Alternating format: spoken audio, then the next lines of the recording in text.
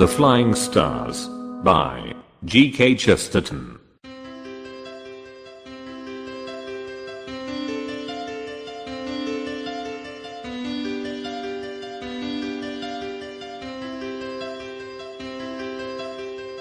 The most beautiful crime I ever committed, Flambeau would say in his highly moral old age, was also, by a singular coincidence, my last. It was committed at Christmas. As an artist, I had always attempted to provide crimes suitable to the special seasonal landscapes in which I found myself, choosing this or that terrace or garden for a catastrophe, as if for a statuary group. Thus squires should be swindled and long rooms panelled with oak, while Jews, on the other hand, should rather find themselves unexpectedly penniless among the lights and screens of the Café Riche. Thus, in England, if I wished to relieve a dean of his riches, which is not so easy as you might suppose, I wished to frame him, if I make myself clear, in the green lawns and grey towers of some cathedral town. Similarly, in France, when I had got money out of a rich and wicked peasant, which is almost impossible, it gratified me to get his indignant head relieved against a grey line of clipped poplars, and those solemn plains of Gaul over which broods the mighty spirit of millet. Well, my last crime was a Christmas crime, a cheery, cozy, English middle-class crime, a crime of Charles Dickens. I did it in a good old middle-class house near Putney, a house with a crescent of Carriage Drive, a house with a stable by the side of it, a house with the name on the 2 outer gates, a house with a monkey tree. Enough, you know the speeches. I really think my imitation of Dickens's style was dexterous and literary. It seems almost a pity I repented the same evening. Flambeau would then proceed to tell the story from the inside, and even from the inside it was odd.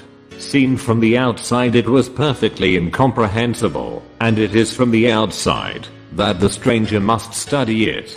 From this standpoint the drama may be said to have begun when the front doors of the house with the stable opened on the garden with the monkey tree, and a young girl came out with bread to feed the birds on the afternoon of Boxing Day.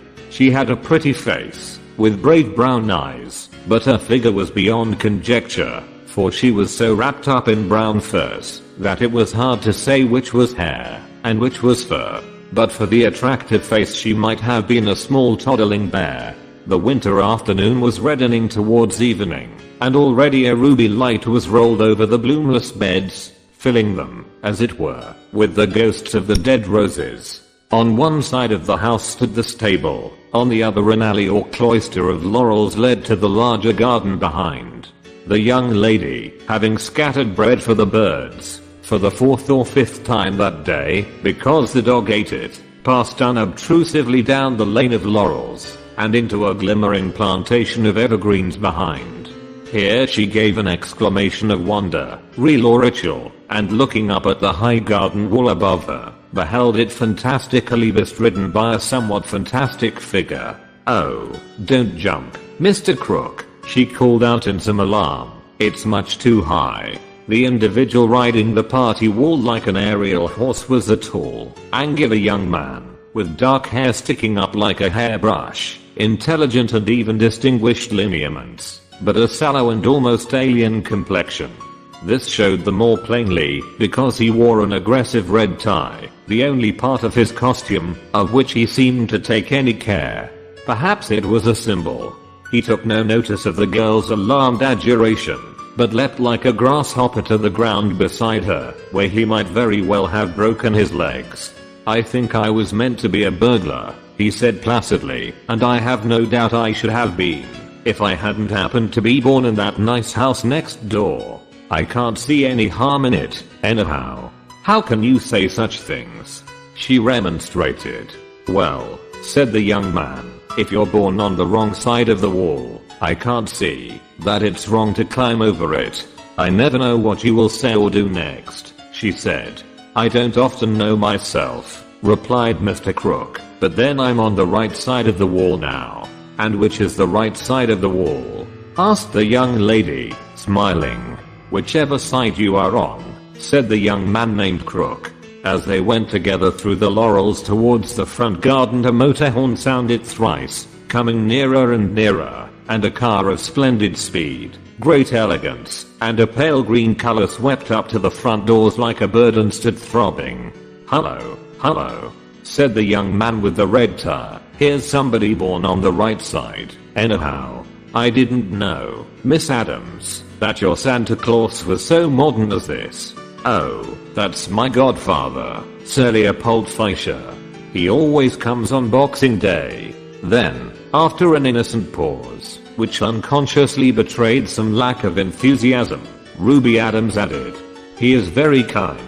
John Crook, journalist, had heard of that eminent city magnate, and it was not his fault if the city magnate had not heard of him, for in certain articles in the Clarion or the New Age Sir Leopold had been dealt with austerely. But he said nothing, and grimly watched the unloading of the motor car, which was rather a long process.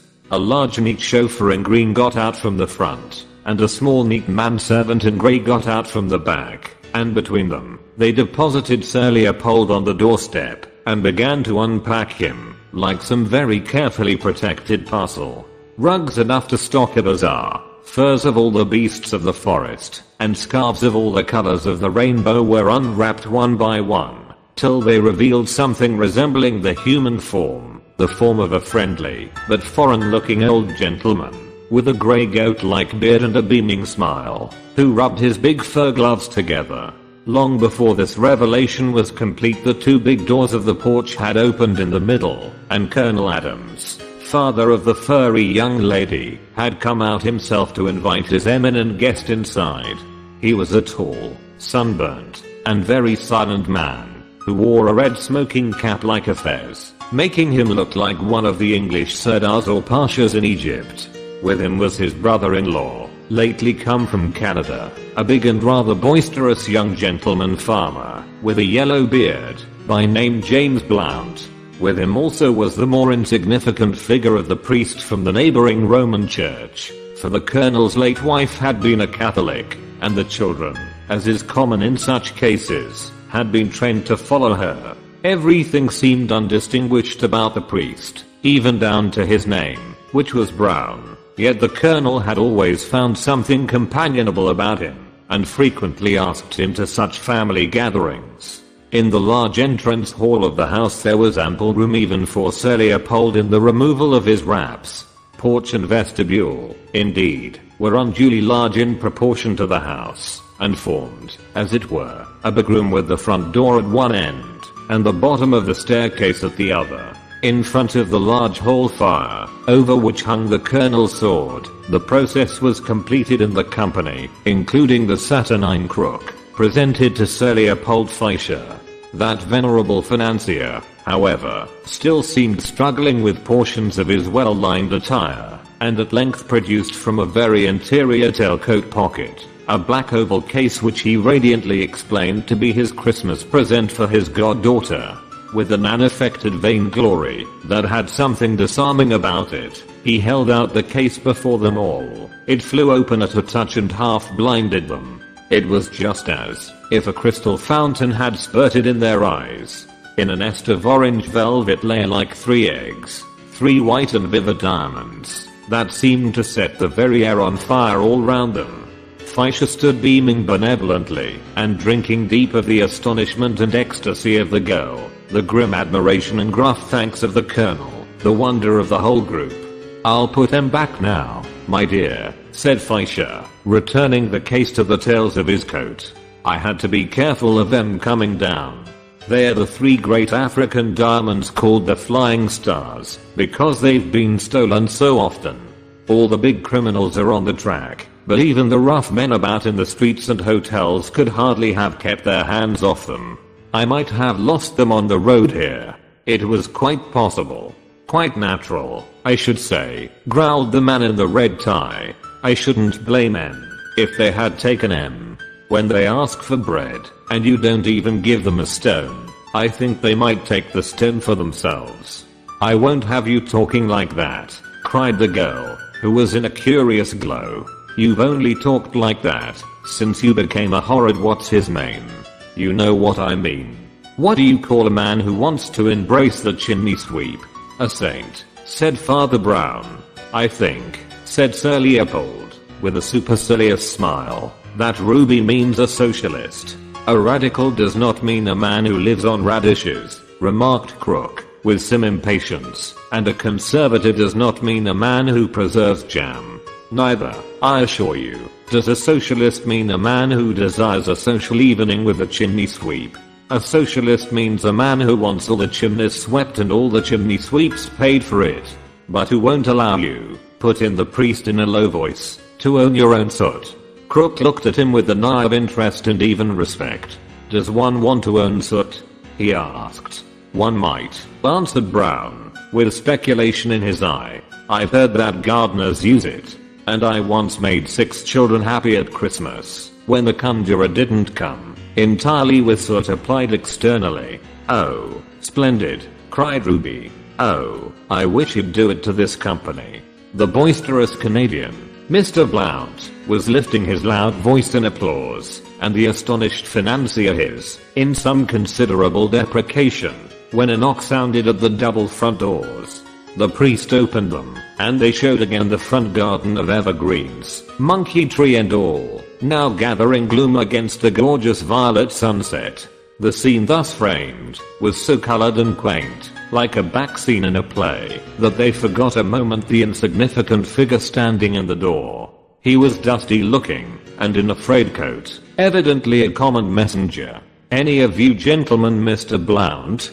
He asked, and held forward a letter doubtfully. Mr. Blount started, and stopped in his shout of assent. Ripping up the envelope with evident astonishment he read it. His face clouded a little, and then cleared, and he turned to his brother-in-law and host. I'm sick at being such a nuisance, Colonel, he said, with the cheery colonial conventions, but would it upset you if an old acquaintance called on me here tonight on business? In point of fact it's Florian, that famous French acrobat and comic actor. I knew him years ago out west. He was a French Canadian by birth, and he seems to have business for me, though I hardly guess what. Of course, replied the Colonel carelessly. My dear chap, any friend of yours. No doubt he will prove an acquisition.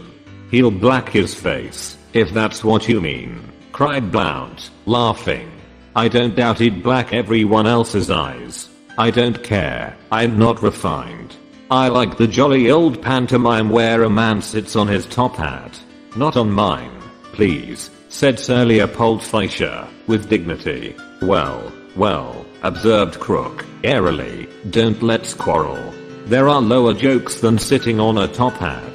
Dislike of the red-tide youth, born of his predatory opinions and evident intimacy with the pretty godchild, led Fleischer to say, in his most sarcastic magisterial manner, no doubt you have found something much lower than sitting on a top hat.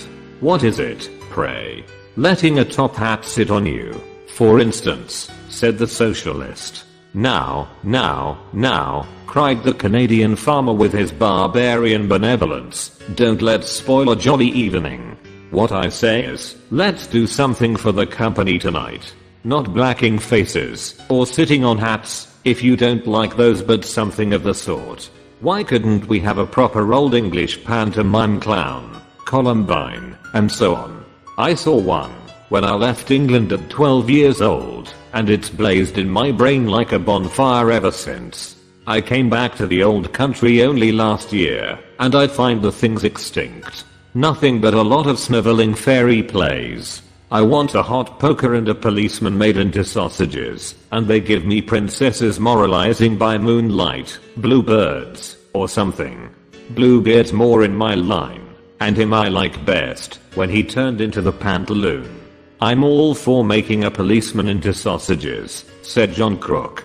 It's a better definition of socialism than some recently given. But surely the get-up would be too big a business. Not a scrap, cried Blount, quite carried away. A harlequinade's the quickest thing we can do, for 2 reasons.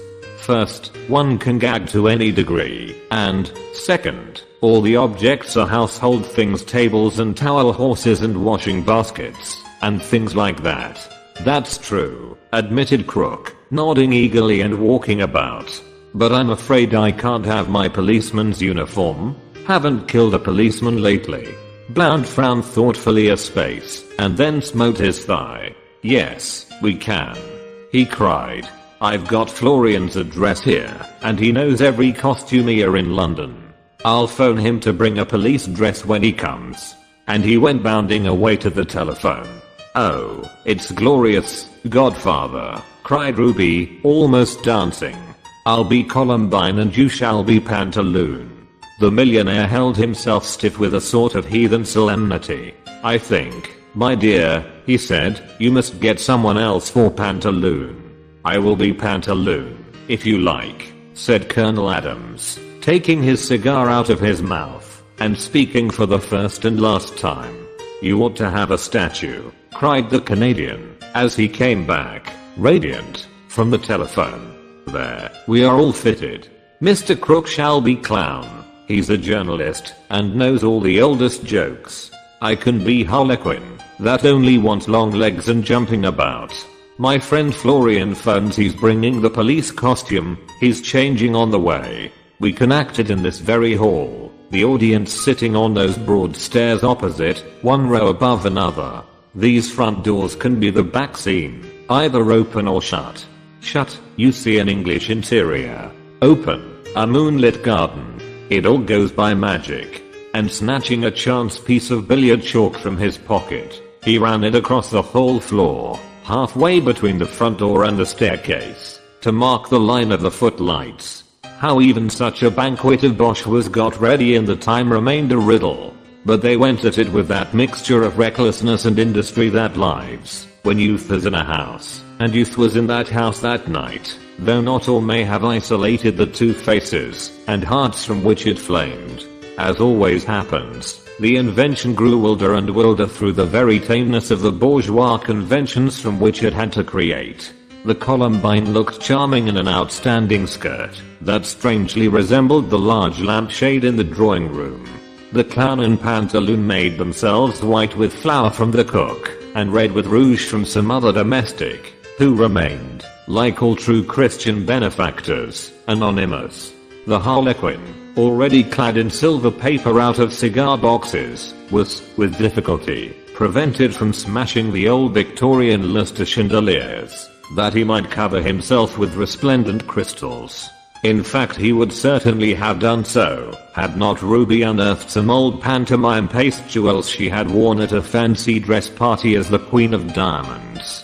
Indeed, her uncle, James Blount, was getting almost out of hand in his excitement. He was like a schoolboy. He put a paper donkey's head unexpectedly on Father Brown, who bore it patiently, and even found some private manner of moving his ears. He even essayed to put the paper donkey's tail to the coattails of Sir Leopold Fleischer. This, however, was frowned down. Uncle is too absurd, cried Ruby to Crook, round whose shoulders she had seriously placed a string of sausages. Why is he so wild? He is Harlequin to your Columbine, said Crook. I'm only the clown who makes the old jokes. I wish you were the Harlequin, she said, and left the string of sausages swinging. Father Brown, though he knew every detail done behind the scenes, and had even evoked applause by his transformation of a pillow into a pantomime baby, went round to the front, and sat among the audience with all the solemn expectation of a child at his first matinee. The spectators were few, relations, one or two local friends, and the servants. Sir Leopold sat in the front seat, his full and still fur-collared figure largely obscuring the view of the little cleric behind him. But it has never been settled by artistic authorities whether the cleric lost much. The pantomime was utterly chaotic, yet not contemptible. There ran through it a rage of improvisation which came chiefly from Crook the clown. Commonly he was a clever man, and he was inspired tonight with a wild omniscience, a folly wiser than the world, that which comes to a young man who has seen for an instant a particular expression on a particular face.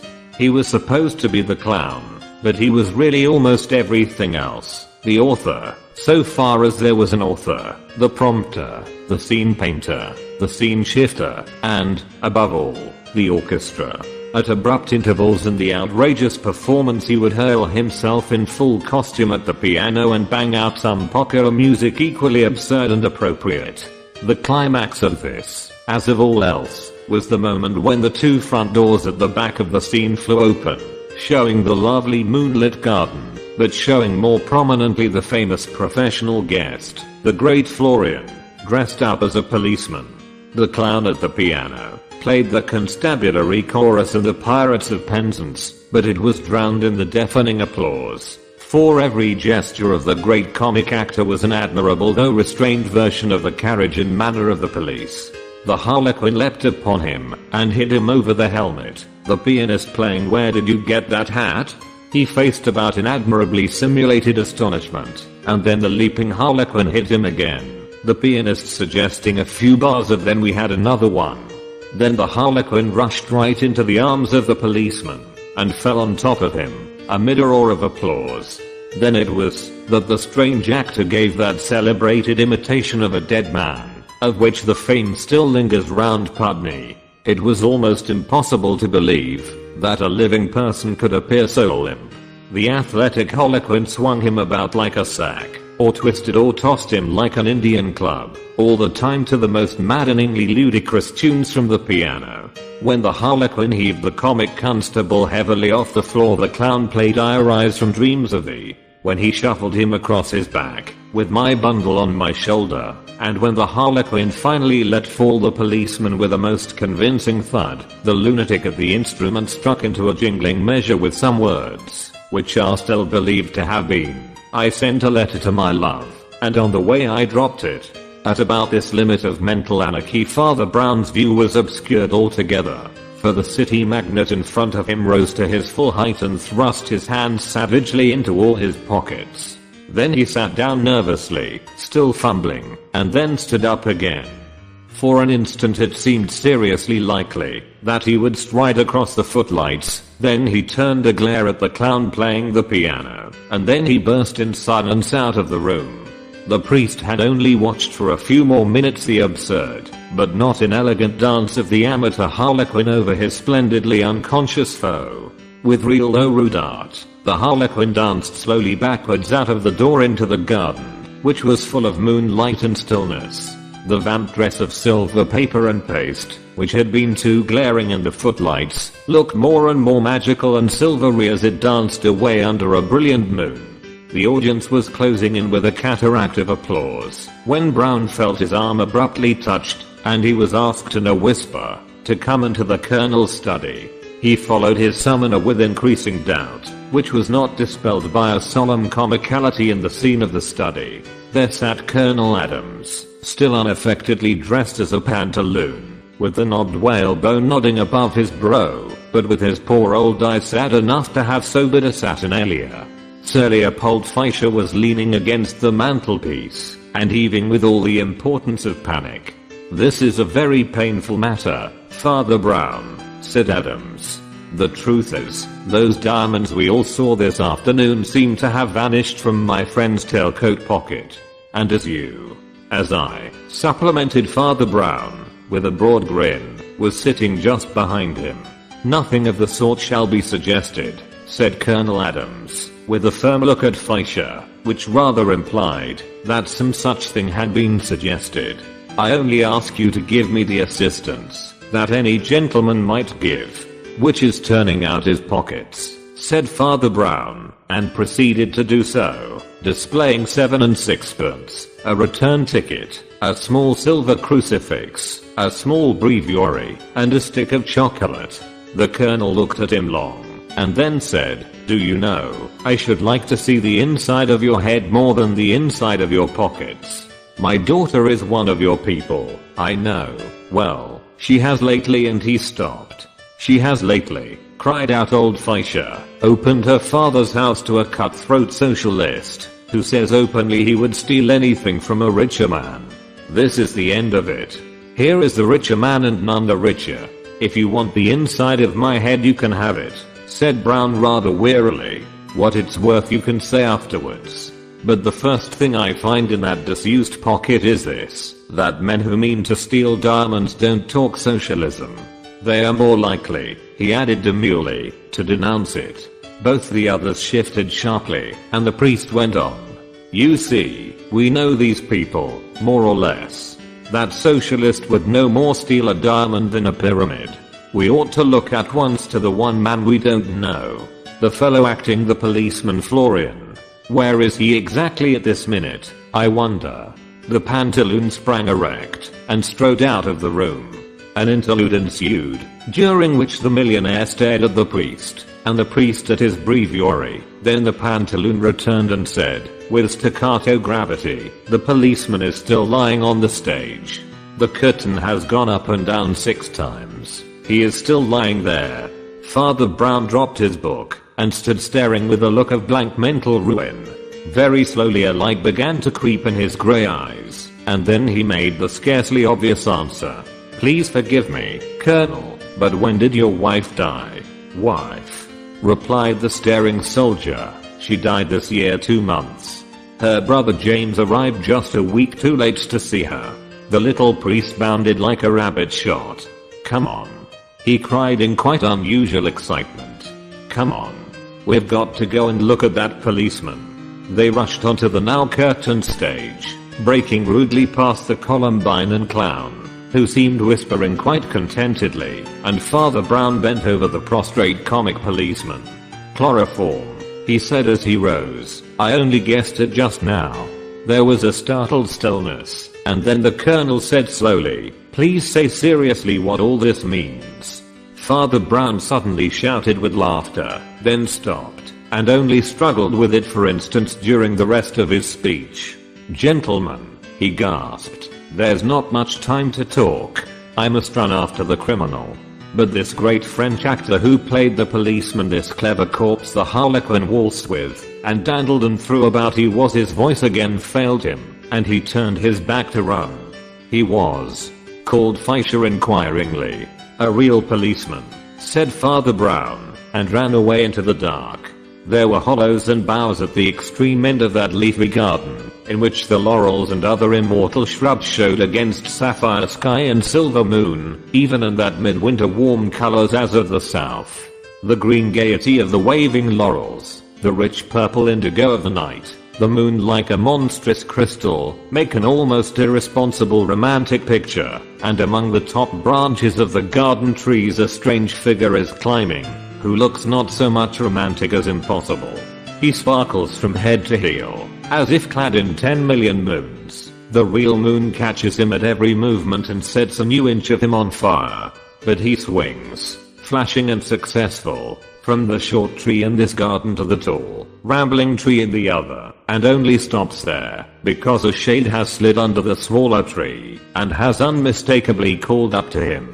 Well, Flambeau, says the voice, you really look like a flying star, but that always means a falling star at last.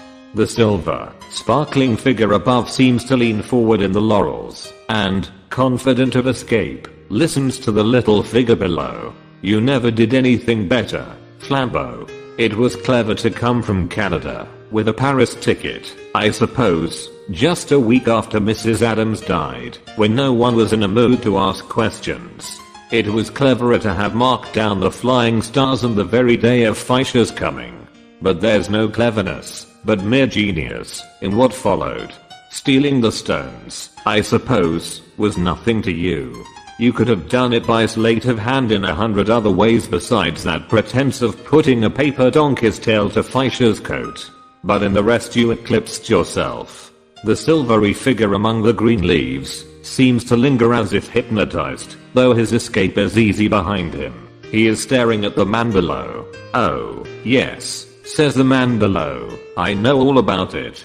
I know you not only forced the pantomime, but put it to a W's. You were going to steal the stones quietly. News came by an accomplice that you were already suspected, and a capable police officer was coming to rout you up that very night. A common thief would have been thankful for the warning and fled, but you are a poet. You already had the clever notion of hiding the jewels in a blaze of false stage jewelry. Now, you saw that, if the dress were a harlequin's, the appearance of a policeman would be quite in keeping. The worthy officer started from Putney Police Station to find you, and walked into the queerest trap ever set in this world. When the front door opened he walked straight onto the stage of a Christmas pantomime, where he could be kicked, clubbed, stunned and drugged by the dancing harlequin, amid roars of laughter from all the most respectable people in Pudney. Oh, you will never do anything better. And now, by the way, you might give me back those diamonds. The green branch on which the glittering figure swung rustled as if in astonishment, but the voice went on. I want you to give them back, Flambeau, and I want you to give up this life. There is still youth and honor and humor in you. Don't fancy they will last in that trade. Men may keep a sort of level of good, but no man has ever been able to keep on one level of evil. That road goes down and down. The kind man drinks and turns cruel. The frank man kills and lies about it. Many a man I've known started like you to be an honest outlaw, a merry robber of the rich, and ended stamped into slime. Maurice Blum started out as an anarchist of principle, a father of the poor. He ended a greasy spy and talebearer that both sides used and despised. Harry Burke started his free money movement sincerely enough. Now he's sponging on a half-starved sister for endless brandies and sodas. Lord Danby went into wild society in a sort of chivalry. Now he's paying blackmail to the lowest vultures in London. Captain Barillan was the great gentleman Apache before your time. He died in a madhouse, screaming with fear of the knocks and receivers that had betrayed him and hunted him down. I know the woods look very free behind you, Flambeau. I know that in a flash you could melt into them like a monkey. But someday you will be an old grey monkey, Flambeau. You will sit up in your free forest cold at heart and close to death. And the treetops will be very bare. Everything continued still, as if the small man below held the other in the tree in some long invisible leash, and he went on. Your downward steps have begun. You used to boast of doing nothing mean, but you are doing something mean tonight. You are leaving suspicion on an honest boy with a good deal against him already. You are separating him from the woman he loves, and who loves him. But you will do meaner things than that before you die. 3 flashing diamonds fell from the tree to the turf. The small man stooped to pick them up, and when he looked up again the green cage of the tree was emptied of its silver bird. The restoration of the gems, accidentally picked up by Father Brown, of all people, ended the evening in uproarious triumph, and Sir Leopold, in his height of good humor, even told the priest that though he himself had broader views, he could respect those whose creed required them to be cloistered and ignorant of this world.